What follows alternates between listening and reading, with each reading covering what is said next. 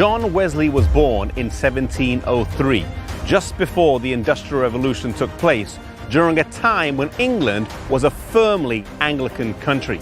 He was born in the small village of Epworth in the north of England, where his father served as the rector.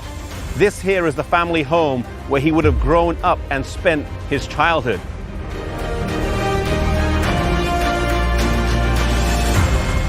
His mother bore 19 children in total, and the most famous of the others was Charles Wesley. Both of the parents were spiritual people and ran the home according to strict rules. No eating in between meals, and once a week they had an interview with their mother for the purpose of spiritual instruction. John and his brother Charles came here to study at Oxford University, where they enrolled at Christ College. Many of the great movements of this world have been born at universities, and although he did not know it at the time, John Wesley was about to be part of this phenomenon. He graduated from Christ College with a bachelor's and then with a master's, before he was elected a fellow at Lincoln College, where he was given his own room and a salary.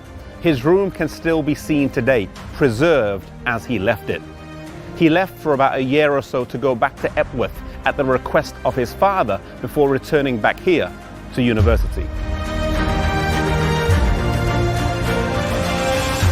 It was on his return that he found his brother Charles had started a small club for the purpose of Bible study and in pursuit of Christian life. Each member took vows to lead holy lives, pray daily, take communion weekly, and visit prisons regularly. The group was incredibly practical, preaching, educating, relieving jail debtors where possible, and caring for the sick. They would fast every Wednesday, and on each day they would meet from 6 to 9 p.m. and the name that they were called was the Holy Club. However, this is not what they became known by.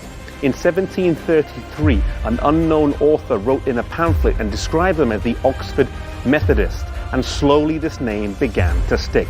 It was also here that John Wesley's paths would cross with another man who would go on to have a huge impact, George Whitefield.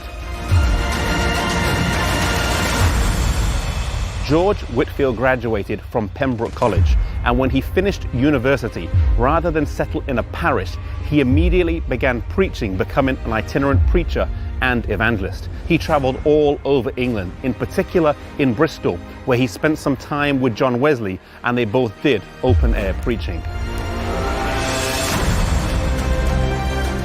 Both the Wesleys and Whitefield would spend time in America, but with differing results in their ministries. John Wesley went to Georgia, but it did not go very well, and he returned home to England. George Whitefield traveled to America on 7 different occasions, had much success, and was well liked. He was involved in the Great Awakening that took place in the 1700s, a great religious revival, and is also remembered as one of the first that preached to those enslaved. The roots of this far-reaching movement of Methodism go back to a small group Bible study with a handful of students on a university campus. Zechariah chapter 4 verse 10 says, "Do not despise the day of small things. Never underestimate the impact of a small movement with humble beginnings." The Wesleys and Whitefield did not start the Holy Club because they wanted to found a church or travel the world, but because they wanted to change their life and the lives of those around them.